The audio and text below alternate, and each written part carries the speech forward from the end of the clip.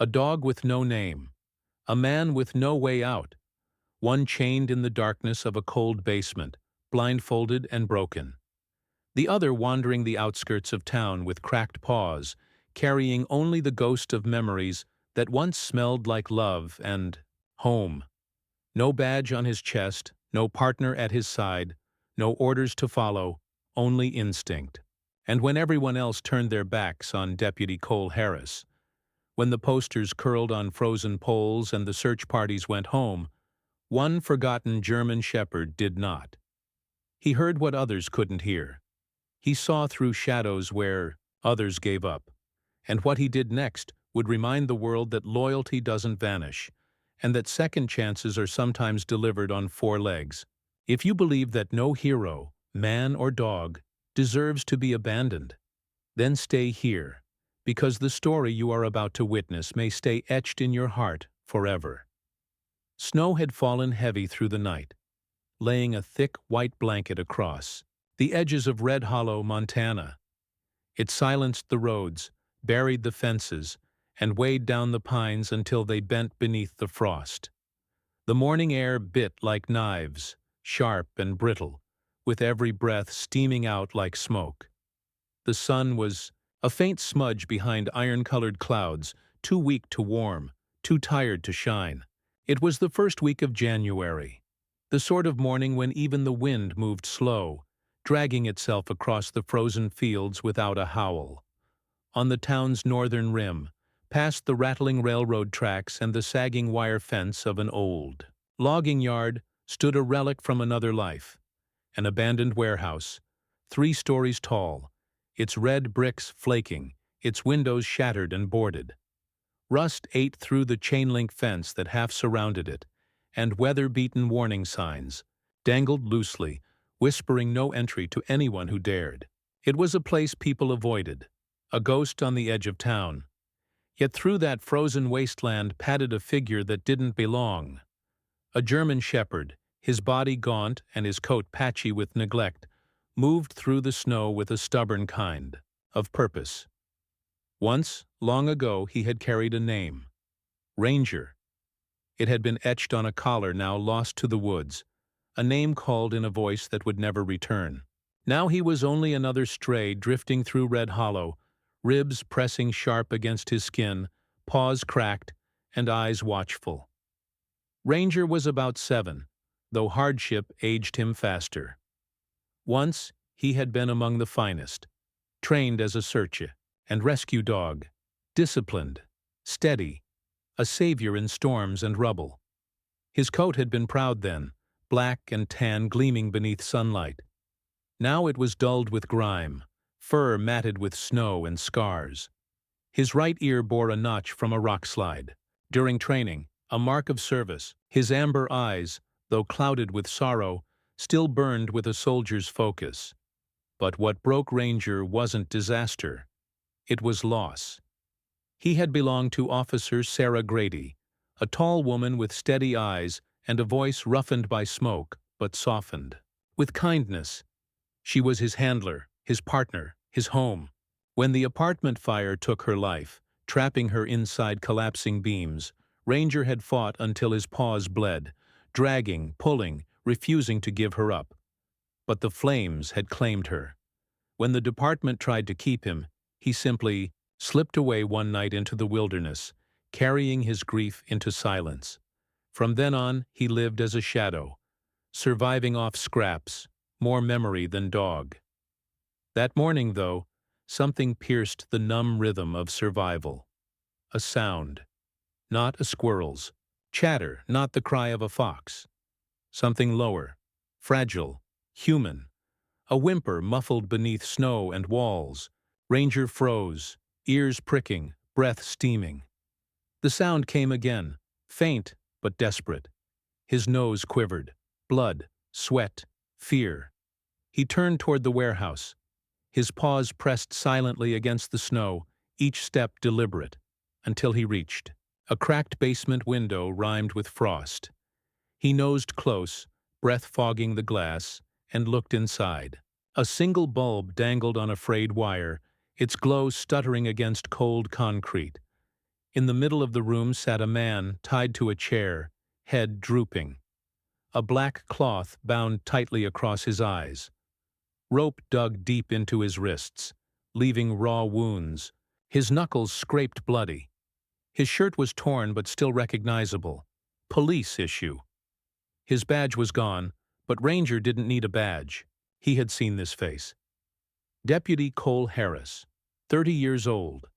Lean, strong, brown beard cropped short. His photo had been plastered across poles and shop windows for 3 days, the town whispering his name in worried tones. Ranger hadn't understood the words, but scent was truth, and this man smelled of grit, of blood, of something steady, something that reminded him of Sarah. Inside, Cole stirred, letting out a faint groan. Ranger growled low, not in threat, but in signal. Cole's head lifted sharply. Blindfolded, he couldn't see, but he could hear. A dog sound. A presence. "Who's there?" His voice cracked. "Please, help me." Ranger pawed at the frosted glass, claws clicking faintly. Cole froze, straining to listen. Another growl. Softer, almost like a reassurance. Cole's dry lips trembled. "Dog?" he whispered hoarsely. "Is that a dog?" Something ignited inside Ranger. The dormant training. The years of discipline. The instinct buried beneath grief. All of it surged back in a single heartbeat. This wasn't just survival anymore. This was a mission. A rescue. He was the only one who could carry it out. He pressed harder at the glass, but the window held. Concrete walls smothered the room, the air inside rank with mildew and blood. He couldn't break through, not yet. But he could return. He could remember. Then came footsteps. Ranger froze, ears flicking. Inside, Cole tensed, head snapping up. The bulb shivered as shadows moved. The captor was coming back. Ranger backed into the falling snow, slipping into the white silence as easily as he had appeared. Several blocks away, in a quieter corner of Red Hollow, a different door opened. A woman stepped out of the Bennett Animal Clinic, the peeling sign swaying above her. Lisa Bennett, 28, petite, pale-skinned, her strawberry blonde curls tied into a loose bun. Boots scuffed from long hours, cradled a dish of kibble, and a cap filled with water. Freckles dotted her nose, and behind her soft manner was the guarded strength of someone who had seen too many animals abandoned. She had grown up here, left for school, and returned after her father passed, inheriting both the clinic and his habit of feeding strays behind the building. That morning, she set the food down, whistling softly. "Come on, soldier, breakfast." Out of the snow came the shepherd. Ranger limped forward, wary, ribs showing, eyes sharp but tired. Lisa squatted low, giving him space. "You look rough," she murmured gently. Ranger didn't eat. Instead, he dropped something at her boots. A mud-caked shoe, torn, soaked, and streaked with blood. Lisa bent, frowning. Her hands stilled. On the leather was an emblem, a silver star with a pine tree. Recognition struck hard. Red Hollow Police Department issue. And someone had bled in it. Ranger backed away, eyes steady, then turned and vanished into the white curtain of snow. Lisa's heart pounded. She knew what she had to do. Inside her clinic, she cleaned the shoe just enough to see the crest, her hands trembling. The dried blood turned her stomach. She opened her laptop, clicking through the local news. The live stream loaded slowly, then flickered to life. Deputy Cole Harris, age 30, missing 3 nights. Last radio contact just before 11 p.m. No suspect, no vehicle, no trace. A good cop who had simply vanished. Lisa pressed a hand to her chest. She remembered him, not closely, but enough. He was the man who crouched down to greet children by name, the one who returned lost dogs after hours. She remembered once seeing him offer a granola bar to a stray shepherd right outside her clinic. Her breath caught. The same shepherd. This dog. The bell above her clinic door rang just as she dialed the number. "Red Hollow PD," a voice answered. "This is Lisa Bennett," she said, her voice shaking. "I think I found something. A police boot. It might be Cole Harris's." A pause. "You sure it's not one of ours on patrol?" "It's not," she insisted. "There's blood, and a German Shepherd brought it to me." Another pause. Then, "Stay put. We're sending someone." Within 20 minutes, the bell chimed again. A tall man walked in, shaking snow from his heavy brown coat. Sheriff Mason Briggs, 62. His white beard framed a face lined by decades, his eyes calm but tired.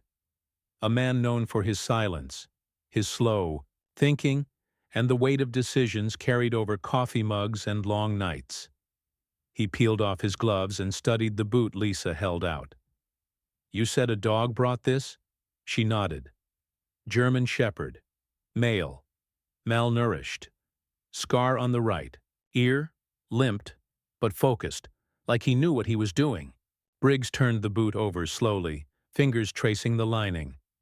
"This is Cole's size. His name's still written inside." He looked up at her. "Where'd the dog go?" Lisa pointed toward the alley. "North, toward the tree line. The old lumber yard." Briggs exhaled, long and steady. "That place hasn't seen a soul in over a decade. Dead ground." Lisa's voice lowered, steady with certainty. "I think that dog wants you to follow him." Briggs studied her face, then the boot, then the falling snow outside the window. He nodded once. That afternoon, a meeting convened in the back office of the station. Officer Dean Stokes, late 40s, stocky and clean-shaven with a permanent scowl, leaned against the map of Red Hollow's north quadrant. He jabbed a finger at a shaded square. "This is the warehouse compound. 3 buildings, partially collapsed, 0 active leases. Last patrol there was over 2 years ago." Across the table sat Sergeant Claire Durham, 34, lean and precise with close-cropped hair and a tactical mind honed in state police. She flipped through the forensics photos of Cole's locker. If someone took him and they're holding him close to town, that's the only place that doesn't show up on heat maps or traffic cams. Briggs entered the room holding up the boot in a clear evidence bag. "This was brought in by a stray this morning covered in blood. Belongs to Cole." He let that settle before adding. "Dog led west from Lisa Bennett's clinic. Same direction as the lumberyard." Stokes frowned. "A stray dog's our only lead." Briggs met his eyes. "It's more than we had yesterday." Claire nodded. "Then we work with it." Briggs tapped the map. "We'll keep it quiet for now. No alerts, no news leaks. Just prep a search team for dawn. That's our window before the next front rolls in." That night, Lisa stood at the back of the clinic, snow crunching under her boots. She left a small dish of warm stew and a fresh wool glove beside it. The wind cut through her jacket, and she hugged herself tight. "Where are you, boy?" she whispered. Far off, just beyond the frost-furred fence, a dark shape moved. 2 amber eyes blinked in the dark, then vanished. She smiled. Back at the warehouse, darkness reigned. Cole's head sagged forward. His limbs were numb from the cold, and rope burns stung his wrists. Every breath felt heavier. The room smelled of oil and damp wood. He didn't know how many days had passed, but he remembered the footsteps, the voice. The one who fed him barely enough to survive, who muttered about justice and punishment, and how men like you always lie. He heard the faintest scratch. Then again, near the wall, a low growl followed. Hess straightened, heart pounding. "You came back," he whispered, eyes still blindfolded. "I knew you would." The dog whined softly, and outside, a storm was building. The cold seeped in through every crack of the concrete walls like an invisible tide rising through the bones. Deputy Cole Harris lay slumped forward in the chair, arms bound tight behind his back. The ropes biting into skin rubbed raw. A strip Of cloth remained tied across his eyes, too tight to be accidental. The blindfold made the darkness feel deeper, like a second prison layered on top of the first. The room had no windows, only a flickering ceiling bulb that hummed faintly with electricity, its light barely reaching the floor. The air smelled of old wood, metal, rust, and damp cloth. But beneath that, something else lingered. Sweat, oil, blood, and something faintly sweet, like the scent of pine mixed with fear. Cole stirred. His lips were chapped, his jaw sore.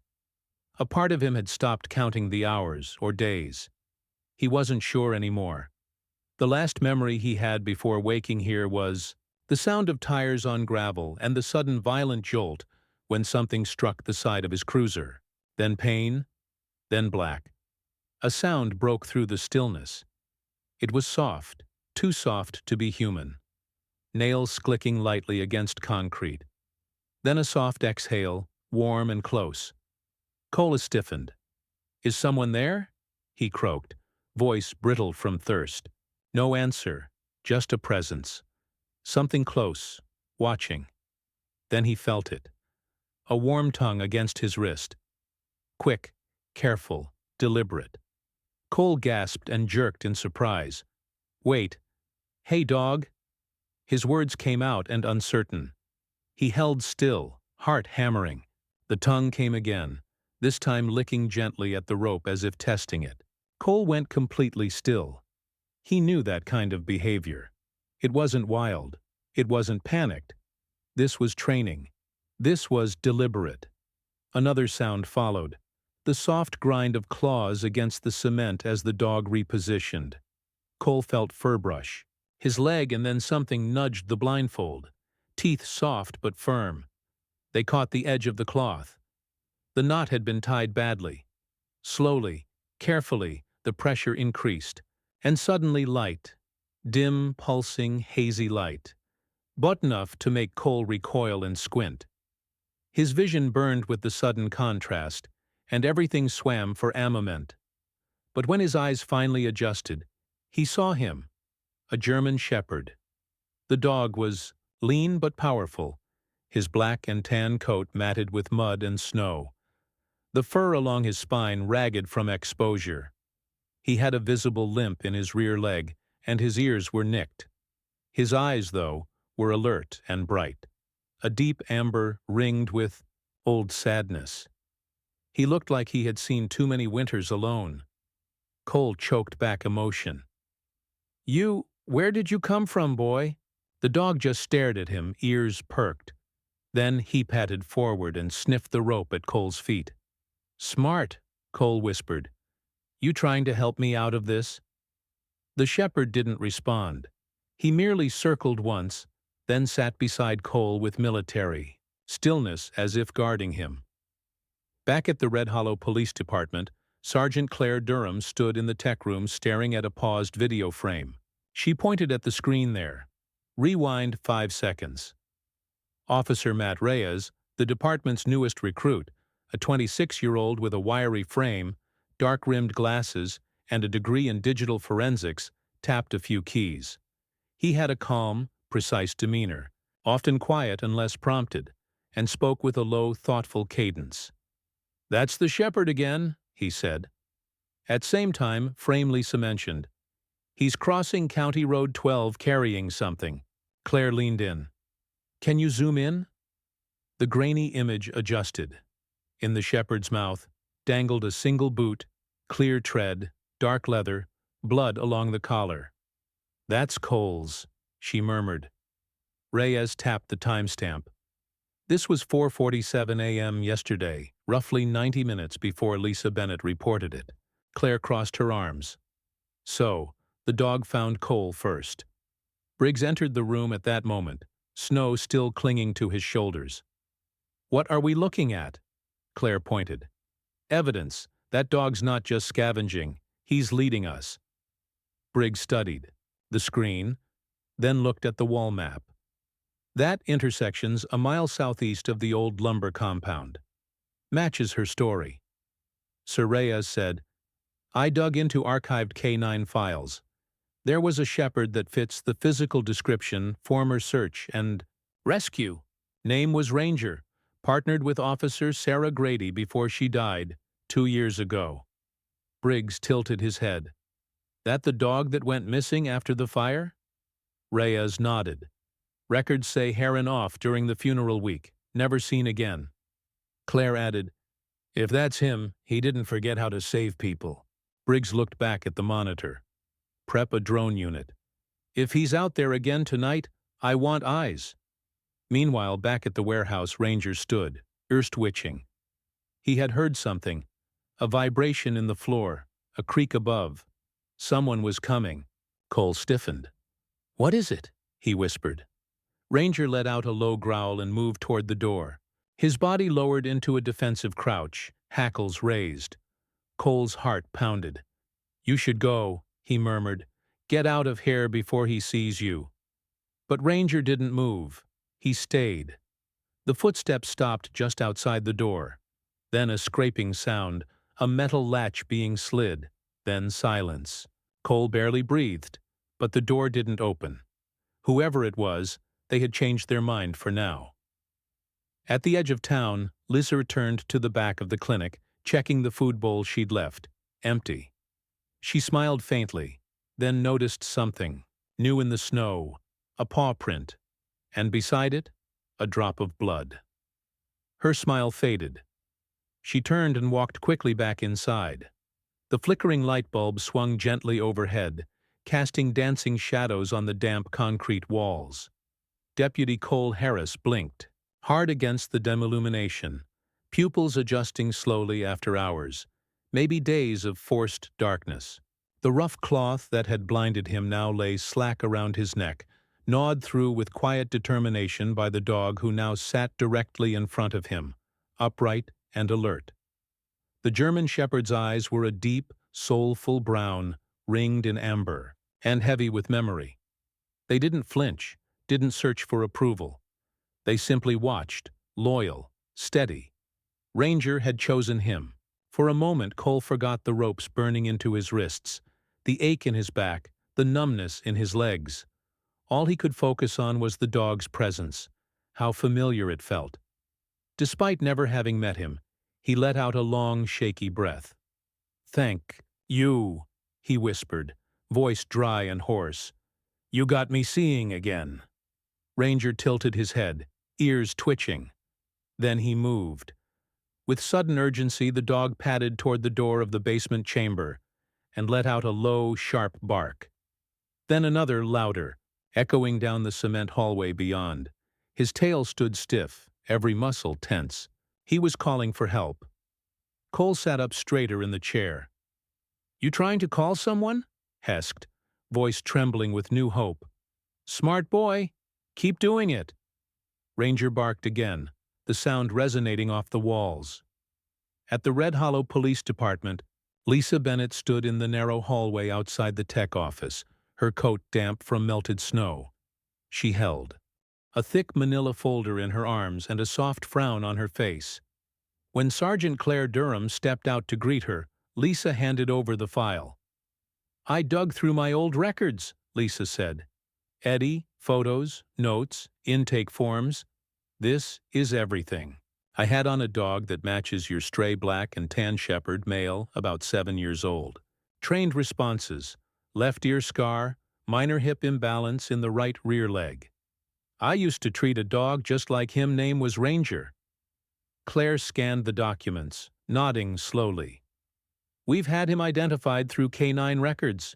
He was assigned to Officer Sarah Grady's unit 2 years ago. Lisa exhaled. I remember Sarah. She brought him in once after a wildfire deployment. Said he saved a child stuck under a collapsed shed. He wasn't just a good dog. He was surgical.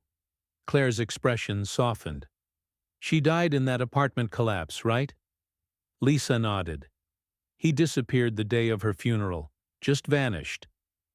At that moment, Officer Matt Reyes poked his head out from the tech room. Got something? Motion sensor from drone feed picked up activity near the southern corner of the lumber yard. Shepherd's shape moving east to west, stopping near a basement vent. He pulled up a grainy thermal image showing a warm-bodied silhouette alongside a much larger cold structure. Claire turned to Lisa. "Your dog might have just led us to Cole." Lisa felt her chest tighten. "Then don't waste time." Back in the warehouse, Cole flinched at the sound of footsteps above. Ranger stopped barking and lowered his body into a crouch near the stairwell. Ears flattened. The heavy footfalls slowed. 1, 2, then silence. Cole whispered, "That's him, isn't it?" Ranger didn't make a sound, but the stiff posture and tight eyes confirmed it. The door didn't open. Instead, a sharp bang rang out from deeper in the building, metal against concrete. A signal? A warning? Cole couldn't tell. Ranger stepped away from the stairs and returned to Cole's side. He sat again, touching his nose briefly to Cole's bound hands as if to say, "Hold on." Meanwhile, in the command office at Red Hollow PD, Sheriff Mason Briggs leaned over the map of the lumber yard, glasses slipping down his nose. His weathered hands hovered above the grid of paper. "This compound has 4 main structures," he said. "One of them collapsed in '09. The basement's still stable barely. If the dog's hanging around that spot, that's where Westart." Claire tapped a red mark near the loading dock. "We deploy here." Quiet approach, no sirens. "We want Cole alive," Briggs grunted. "Then we better move before that storm front does." The door creaked open behind them, and Deputy Aaron Leach stepped inside. Mid-30s, red-bearded and solidly built, known for being cautious but meticulous. "Teams assembled and ready," he said. "We've got drone eyes, 2 canines, and thermal scope kits." Briggs nodded. "Let's go get our man." Outside, the wind had picked up. A gray wall of snow rolled over the mountains like an invading army. In the basement, Ranger whimpered low and sharp, nervous energy vibrating through his body. Cole leaned his head back against the wall. His voice cracked. "You're not just any stray, are you?" Ranger looked at him. Cole smiled, faint, but real. "You were trained for this. For people like me. You picked me." The dog licked his hand. Cole felt something rise in his chest. Hope, fragile and sharp. He closed his eyes and waited. Wind screamed against the rusted aluminum siding of the abandoned lumber warehouse, slicing through every cracked window and loose shutter. Snow danced in sharp spirals across the half-buried loading docks as evening light began to fade behind the fir-covered hills of Red Hollow. The town below was quiet. Christmas lights still hung from gutters, flickering weakly through the storm. But up here in the Forgotten Quarter, only shadows moved. In the concrete basement, the bulb overhead swung slightly, reacting to distant footsteps. Slow, deliberate, weighted with intent. Cole Harris, still tied and sore, lifted his head slightly. His eyes narrowed as he caught the rhythm of the boots overhead. He'd heard them before. The captor was coming back. Ranger crouched low in the corner, tucked behind a rusted metal shelving unit. His tan and black coat blended with the dusty shadows, and his breath came low and slow. Every hair along his spine was raised. The scent that had entered the building minutes earlier was one he knew by now, pungent with rage, sweat, and stale cigarette smoke. The smell of something wrong. The door opened with a long groan, and then he entered.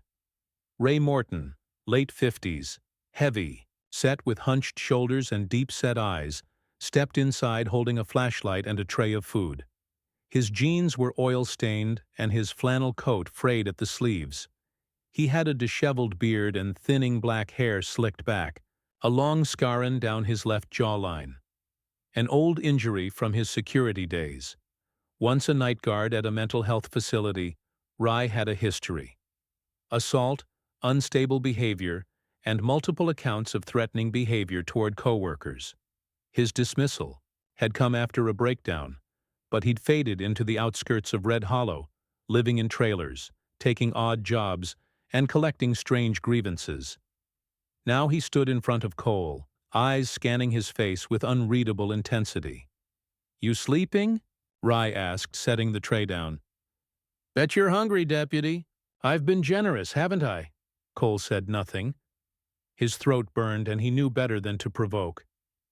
Ray's eyes narrowed. "You were always smiling on your patrols. Like you was better than us. Like you knew something we didn't. Now look who's blind and tied." He leaned in close. "You know why you're here?" Cole didn't answer. Ray huffed. "You're here because you enforce their rules. Not truth, not justice. You forgot people like me existed." In the corner, Ranger shifted slightly.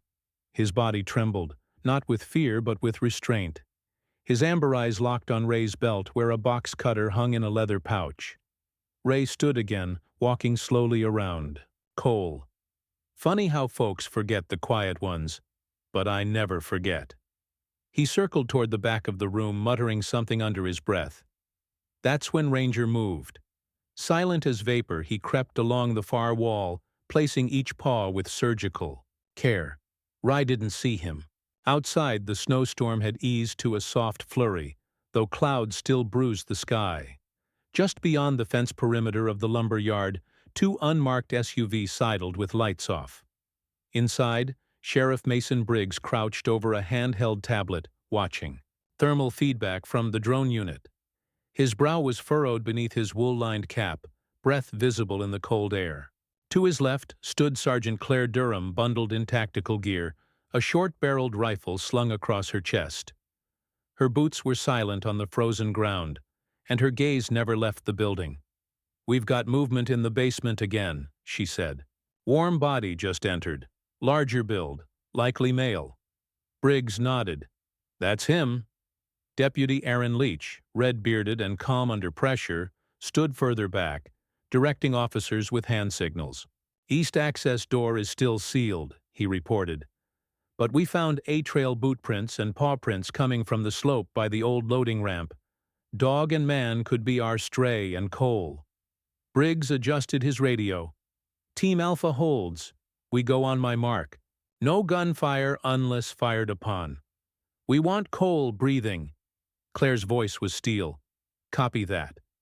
Inside the warehouse, Rye was talking again. "This place," he said, waving a hand toward the mold-stained ceiling, "used to be full of men like me. Hard work, quiet nights.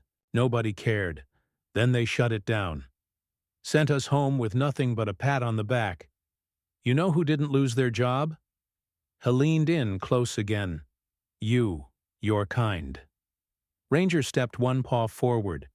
Cole, watching from the edge of his vision, whispered, under his breath, "Not yet. Not yet." Ray turned. His eyes landed on the dog. He froze. "What the?" Ranger stood completely still. Ray's face twisted. "You again?" Cole's breath caught.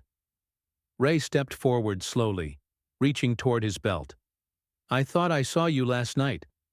Rare's lips peeled back just enough to reveal teeth. Rye growled. "You bring someone with you, Mutt, huh?" "Someone out there with a badge." Then came the bark. One loud, commanding. I echoed through the building, and with it voices outside. "Police, come out with your hands where we can see them." Ray spun around, panic lighting his features. "No, no, no, no!" He grabbed Cole's collar, jerking him sideways, but Ranger was already airborne.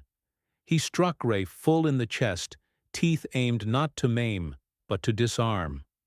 The two crashed to the floor. The box cutter clattered out of Ray's reach. Cole tumbled sideways, heart racing. Ranger growled low, standing over Ray's chest. Then the door slammed open, flashlight beams slicing through the room. "Freeze!" Claire's voice cut through the air like a blade. Briggs followed her in, weapon drawn. Leach rushed to Cole and started untying him. "We got you, deputy. You're safe now." Cole blinked hard. "The dog? He brought you."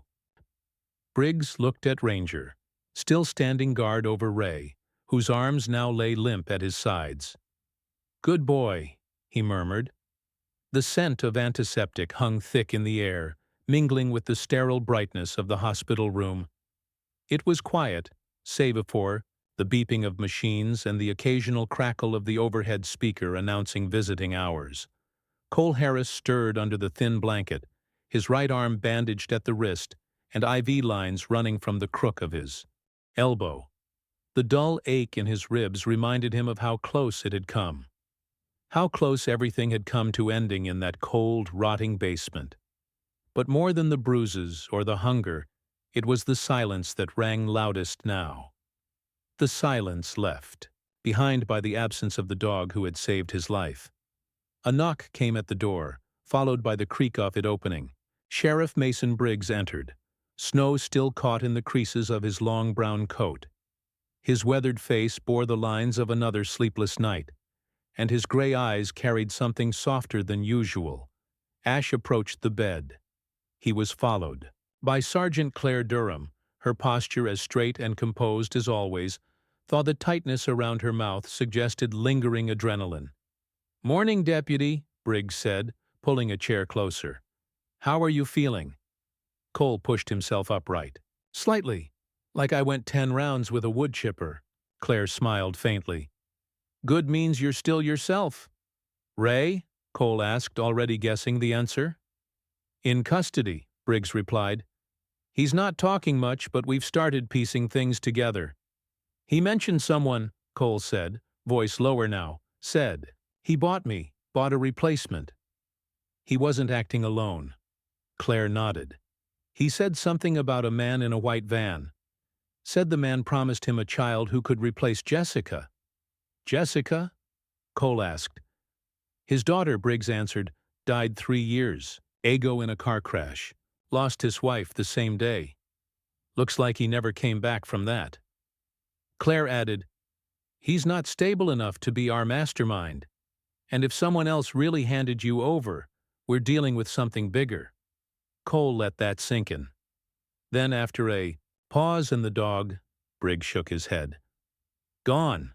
Our guys saw him bolting toward the woods just as we got Cole out. Disappeared before we could tag him." Claire looked at Cole. "You said he was trained." "More than trained," Cole said. "He knew how to flank, when to stay low. He watched for commands even when I couldn't give them. He was a pro." Briggs exchanged a glance with Claire. "That fits with what we learned from Lisa Bennett." Cole raised an eyebrow. "The vet?" Claire nodded. "She brought in medical records this week. Old ones. She used to treat a K9 named Ranger, belonged to Officer Sarah Grady."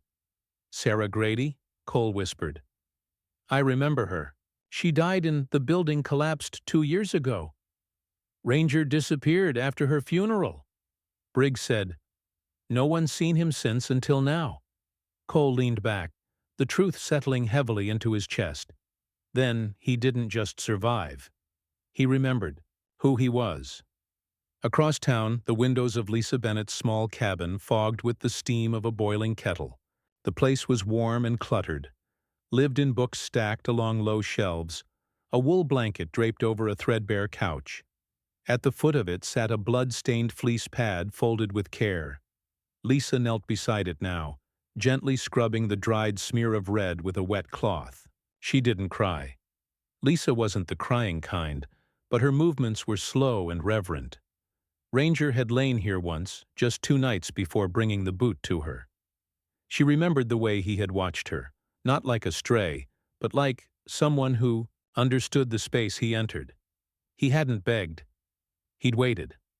A voice called from the other room. "Hey, Lisa."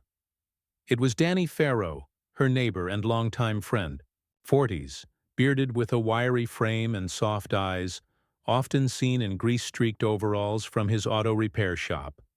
He stepped into the living room holding 2 mugs of tea. "You okay?" he asked, setting one down beside her. She nodded. "I'm fine. Just thinking about the dog." Lisa looked up. "He's not just a dog, Danny. His name was Ranger. He was K9. Saved that deputy's life." Danny sat beside her. Then where is he now? She didn't answer at first. Then out there watching, healing, waiting for someone to come find him. Danny sipped his tea. Then we will. At the Red Hollow station, the interview room was lit by a single bulb above a scratched metal table. Ray Morton sat in a gray t-shirt, staring down at his hands, unmoving. His eyes were glazed, half-lidded, expression flat. Claire Durham sat opposite him, her notebook open, but untouched. "You said someone brought the deputy to you," she said. "Who? What wash's name?" Ray didn't respond. "Was it the man in the white van?" she prompted. "You mentioned him." Ray blinked slowly. Then, almost to himself, he whispered, "He said he could fix it. Give me another Jessica. Said the ones nobody missed were the best ones, like strays." Clara stiffened. "What does that mean?" Ray looked up at her for the first time, a broken smile on his face. "They all just strays. Nobody misses them if they don't bark." Outside the room, Briggs turned away from the one-way mirror. "Get a photo line up on missing children. Any unsolved abductions from the last 5 years in the Tri-County area." Officer Matt Reyes, standing nearby, nodded. "Already started, Sheriff." Briggs's voice dropped. "And tell the FBI. This is bigger than we thought." That night, under the heavy silence of the forest, a figure moved through the trees. Ranger walked slowly, favoring one paw, eyes scanning the ridge line. He was tired, he was hurt, but he was alive. He came to a stop near the ridge above Red Hollow and lay down on a flat stone. He looked back once toward the valley, where the town glowed soft orange in the night, and closed his eyes. For now, his mission was done, but he would not be forgotten. The morning light over Red Hollow carried the heavy stillness of winter. But inside the sheriff's office, the atmosphere was tense with movement. Files lay open on every desk. The whiteboards, filled with scribbled names and blurry license plates. In the center of the briefing room, Sheriff Mason Briggs stood with his hands clasped behind his back, his lined face tight with focus. The recent statements from Ray Morton, disturbing in both content and implication, had cracked open something far larger than one man's madness, and now they had to follow the shadow it left behind. "Ray wasn't acting alone," Claire Durham said, pointing at a series of overlapping circles on the projector screen. Her tone was clinical, crisp. "He received instructions from a burner phone, registered out of state. Signal pings show contact near a decommissioned scout camp west of the highway off-grid for years. Easy-to-conceal vehicles.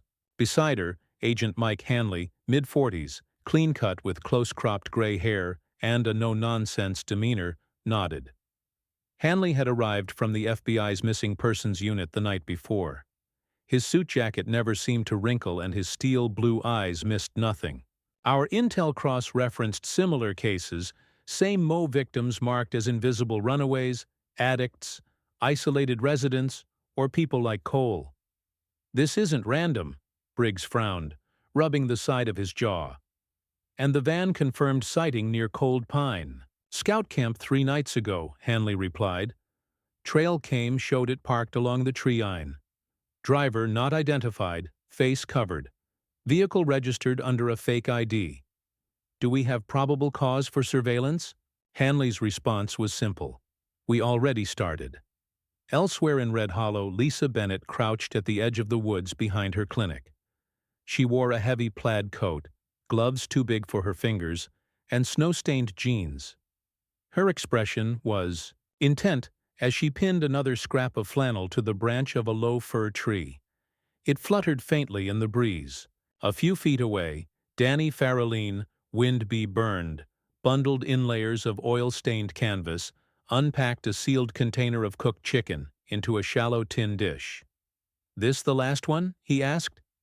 Lisa nodded. "It's the trail he took before. I think his memory still holds." Danny gave a sideways smile. "He's a dog, Lisa. You're talking like he's a ranger for real." She didn't look up. "He is." They worked in silence, lining their route from the woods back toward the edge of town. Lisa had mapped it based on the direction Ranger had vanished after the rescue. She'd marked it with cloth strips scented with lavender oil and tiny pieces of the shirt Cole had been wearing. Familiar smells tied to safety. The vet and her new animals ran from trauma. But the part of her that had once buried her own dog knew some came back if given reason to believe they were wanted. As they reached the last bend in the trail, Danny paused, lifting his hand. "Lisa," he whispered. She turned. A figure stood at the tree-line. "Ranger!" His coat was muddier now, his body leaner, ribs pressing slightly under his skin, but his eyes sharp, amber, steady, met hers, and did not waver. Lisa dropped to a knee. "Ranger," she whispered. He didn't run. She held still. Ranger took one cautious step forward, then another. Then he was running, and moments later, he was in her arms. That afternoon, back at the sheriff's office, Ranger sat quietly in a corner of the conference room, a fleece blanket beneath him. He didn't wear a collar. His eyes moved slowly, watching each person without fear, just alert understanding. Lisa sat beside him, hands folded in her lap. Across Thetable, Briggs, Claire, Agent Hanley, and Officer Reyes reviewed documentation. "Microchip." "Match," Reyes said, pushing forward a digital scan.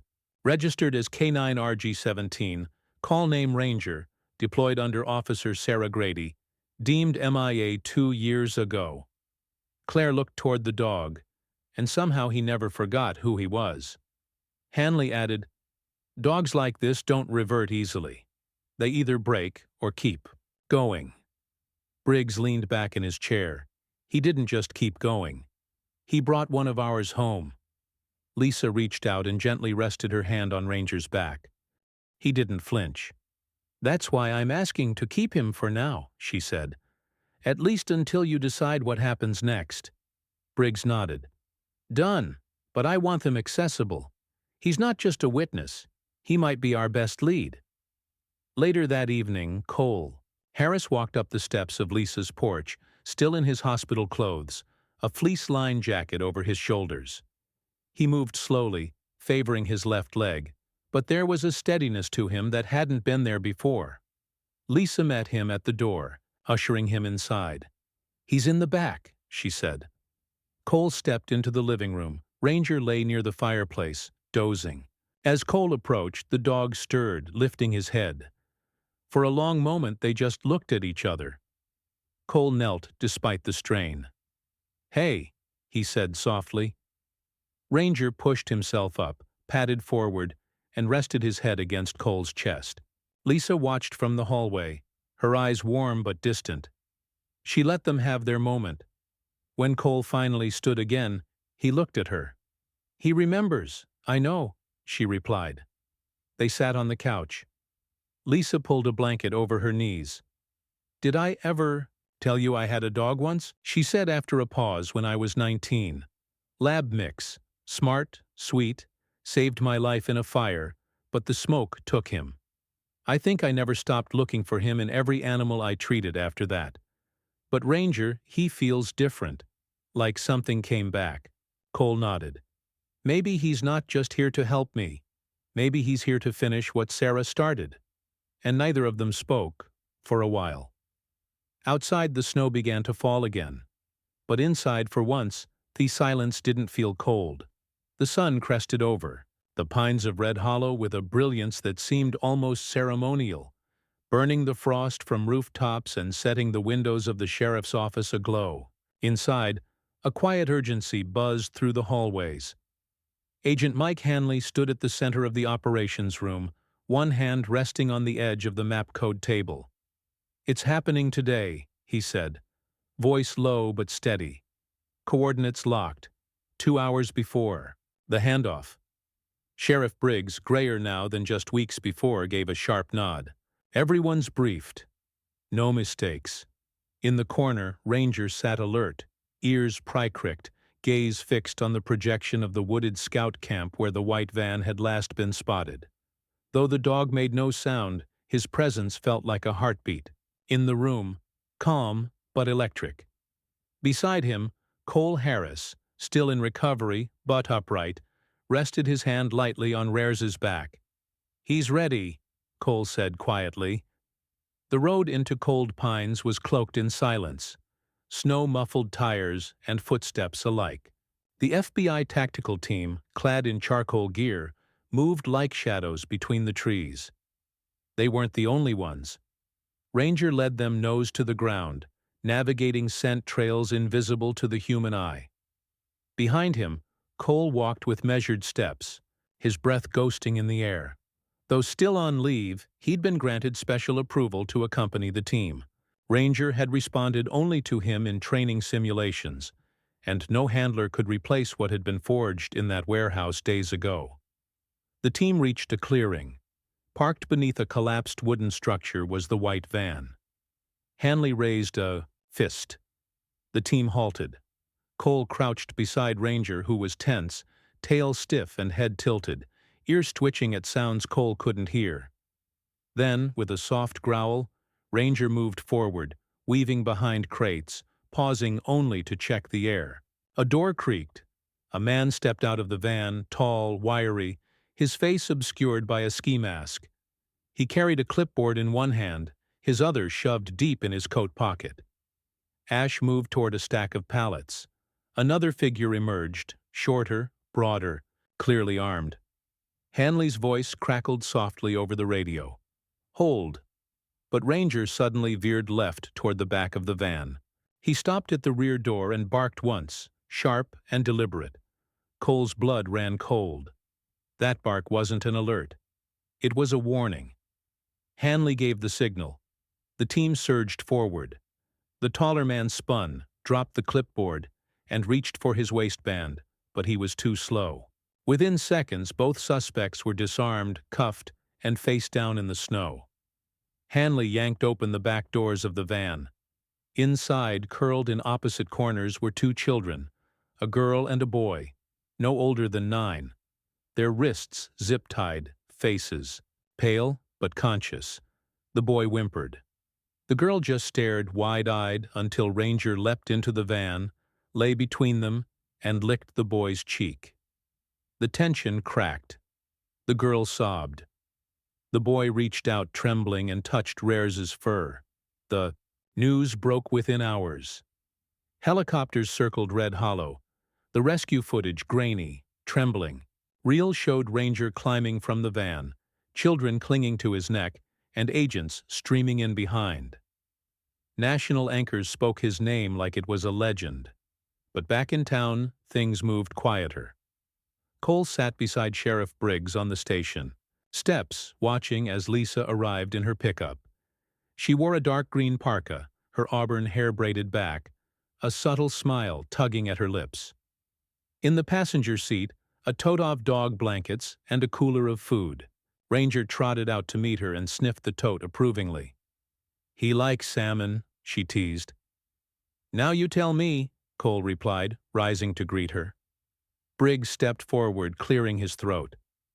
"Lisa Bennett, on behalf of Red Hollow and the state of Oregon, thank you for your contribution to the safe return of Ranger and the identification of multiple victims."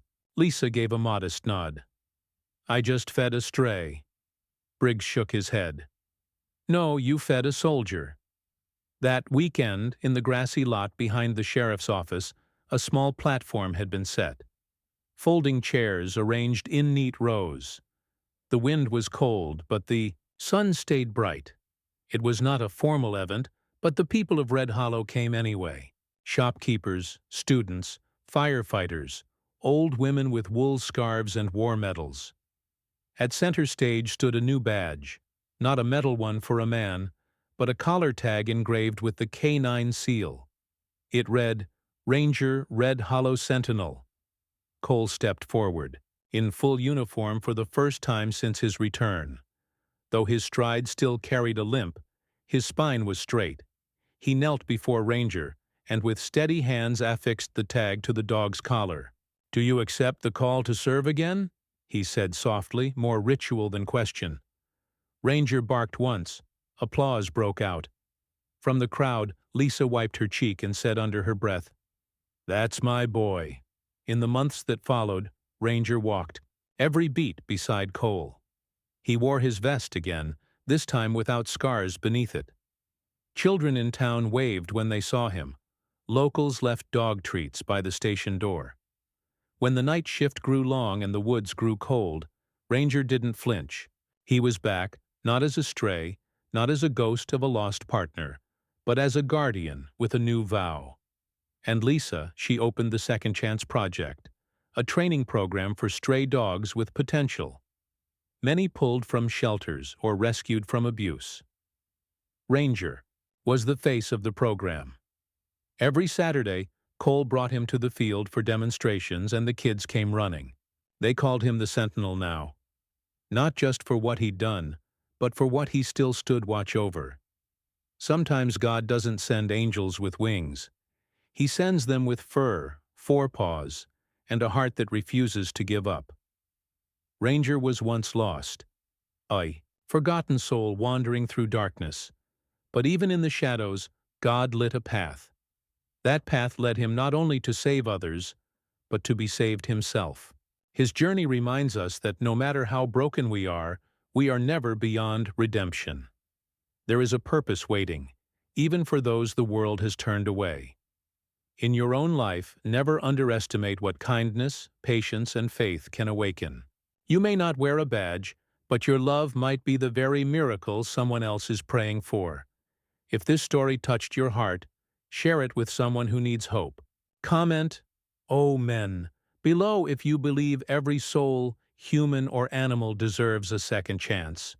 Subscribe to our channel for more true stories of grace, courage, and the silent guardians walking among us. May God bless you and protect those you